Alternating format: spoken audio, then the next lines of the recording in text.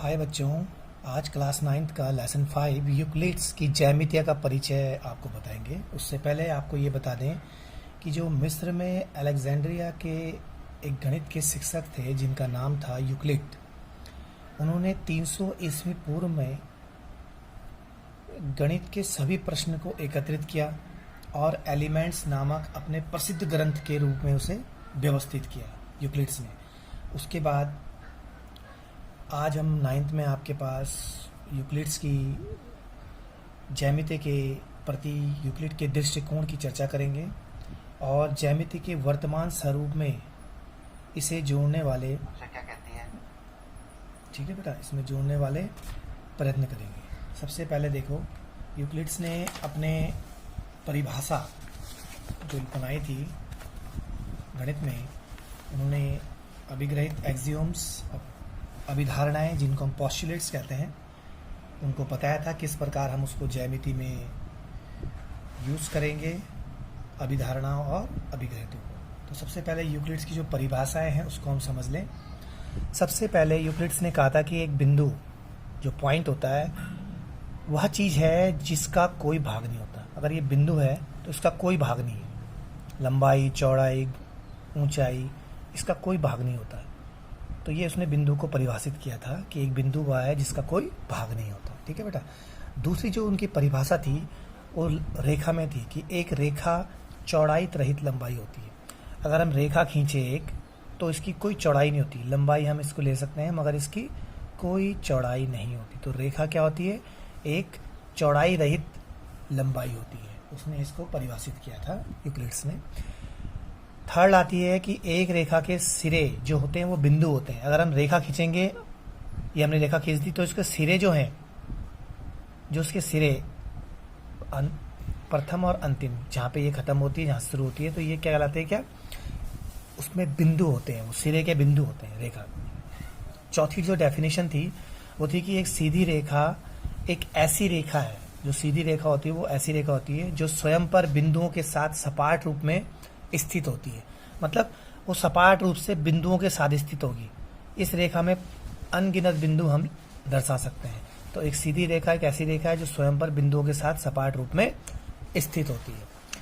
उसके बाद पांचवी जो डेफिनेशन आती है, परिभाषा आती है, वो आती है कि एक पृष्ठ मतलब सरफेस वह है जिसकी केवल लंबाई और चौड़ाई होती है। अगर हम इस पृष्ठ की बात करें तो देखो, ये इसकी लंबाई हो गई, ये इसकी चौड़ाई हो गई। पृष्ठ अगर हमारे पास वर्ग की फॉर्म में है तो ये इसकी लंबाई हो गई और ये इसकी चौड़ाई हो गई। तो एक पृष्ठ जो होता है जिसकी केवल लंबाई और चौड़ाई होती है। ठीक है बेटा। नेक्स्ट आता है कि पृष्ठ के किनारे रेखाएं होती हैं। जो पृष्ठ के किनारे होते हैं वो रेखाएं होती हैं। जैसे इसको और इसको मिला के किनारा बना तो ये इसकी रेखाएं हो गई, इसको और इसको मिला के किनारे बना तो इसकी रेखाएं हो गई। ठीक है बेटा। और लास्ट परिभाषा आती है उनकी कि एक समतल पृष्ठ जो प्लेन सरफेस होता है एक ऐसा पृष्ठ है जो स्वयं पर सीधी रेखाओं के साथ सपाट रूप में स्थित होता है। देखिए, ये हो गई इसकी सीधी रेखाएं और ये हो गई इसकी ऊर्ध्वाधर रेखाएं। तो उससे एक समतल बना आपका सपाट समतल प्लेन सरफेस। ठीक बेटा। अब जो यूक्लिड्स थे उन्होंने अपने एक्सियोम्स भी बताए थे। एक्सियोम्स अभिग्रहित जो अभिधारणाएं थी एक तरह से, ठीक है, काल्पनिक बोलते हैं जिसको हम, और इसको हम ज्यामितीय रूप में इन कल्पना को अभी तक कोई गलत भी नहीं बता पाया। इसमें सबसे पहले अभिग्रहित आते हैं, एक्सियोम्स आते हैं। यूक्लिड के कुछ गुणों को बिना सिद्ध किए, देखिए बिना सिद्ध किए, इन्होंने सिद्ध भी नहीं किया था, फिर भी इनमें कोई कमियां नहीं आई। सत्य कथन, मानने की कल्पना की, ये कल्पनाएं वास्तव में स्पष्ट सर्वव्यापी सत्य थे। जो उन्होंने कल्पनाएं की थी अपनी एक्सियोम्स अभिग्रहित में, वो वास्तव में स्पष्ट सर्वव्यापी थे, सब जगह इस व्याप्त थे। ठीक है, इसको कोई गलत नहीं ठहरा सकता था। तो जो उनके फर्स्ट एक्सियोम्स था, फर्स्ट उनका जो अभिग्रहित था वो था कि वे वस्तुएं जो एक ही वस्तु के बराबर हों एक दूसरे के बराबर होती है। यानी अगर हम लेते हैं कि ए बराबर बी है और सी बराबर भी बी है, तो देखिए जब ए के बराबर बी है और सी के बराबर भी बी है, दोनों के बराबर बी हैं, तो ये दोनों ए और सी दोनों आपस में क्या होंगे?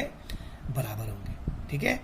तो ये उसकी प्रथम अभिग्रहित था। तो सेकंड एक्सियोम्स था वो था कि यदि बराबरों को बराबरों में जोड़ा जाए मीन्स अगर ए और बी दोनों बराबर हैं और इनके साथ कुछ जोड़ा जाए तो वह पूर्ण भी बराबर होता है। जैसे ए में मैंने सी जोड़ दिया, बी में भी सी जोड़ दिया, तो ये दोनों पूर्ण भी बराबर होंगे। ए प्लस सी भी बराबर होगा बी प्लस सी के। एक एग्जाम्पल लिया जाए, जैसे हमारे पास यहाँ पे 2 है, यहाँ पे 3 है, ठीक है बेटा, मगर ये दोनों बराबर नहीं होंगे, तो हमको यहाँ पे क्या लेना है, 5 5 लेना पड़ेगा। तो 5 5 लिए हमने, दोनों बराबर हैं, 5 5 में हमने बराबर चीज जोड़नी है, तो +2 +2, तो आंसर क्या आएगा, ऑलवेज 7। जो बराबर भाग थे वो पूर्ण में भी क्या होंगे, बराबर होंगे। अब उसके बाद थर्ड एक्सियोम्स आता है कि यदि बराबरों को बराबरों में से घटाया जाए तो शेष पर भी बराबर होते हैं।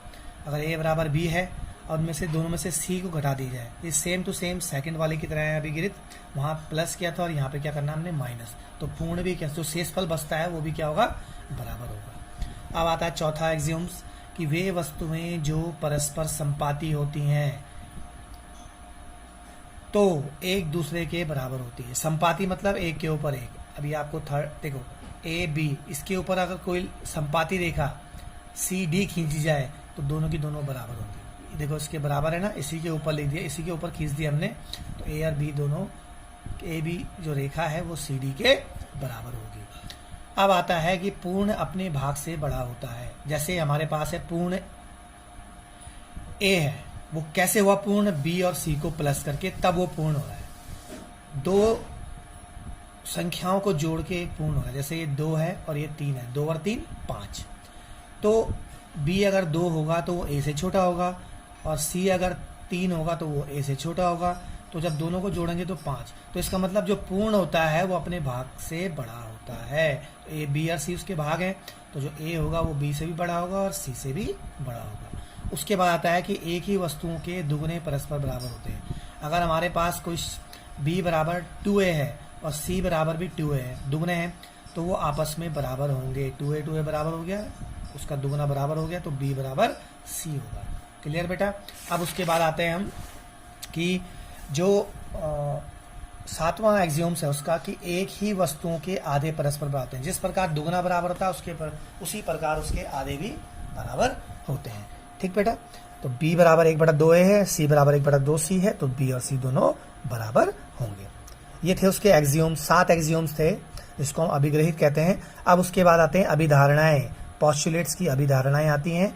इसका मतलब है कि इस शब्द का प्रयोग उन कल्पनाओं के लिए किया जो विशिष्ट रूप से ज्यामिति से संबंधित थे। उन्होंने जो कल्पनाएं की थी अपनी अभिधारणाएं निकाल के, पॉस्टुलेट्स, वो किसके लिए थे, वो उनके ज्यामिति से संबंधित पॉस्टुलेट्स थे।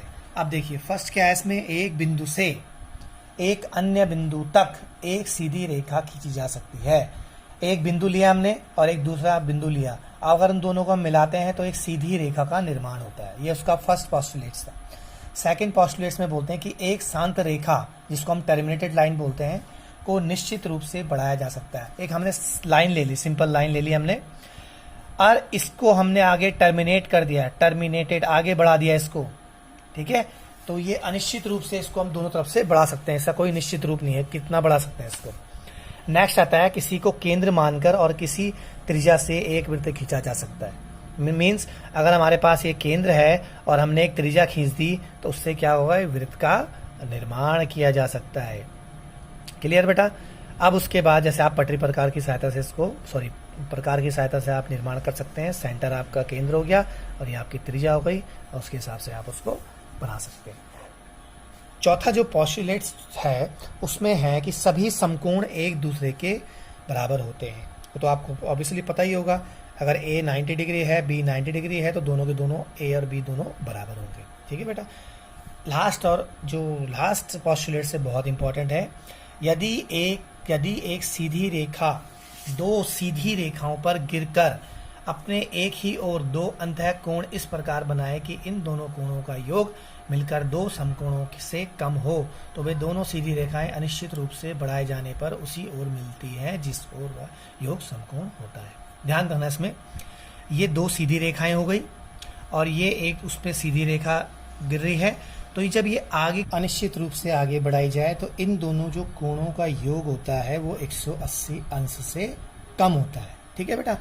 तो अगर आपको समझाया जाए कि ये दो हमने समांतर रेखाएं खींच दी और इसमें एक तिर्यक रेखा हमने डाल दी।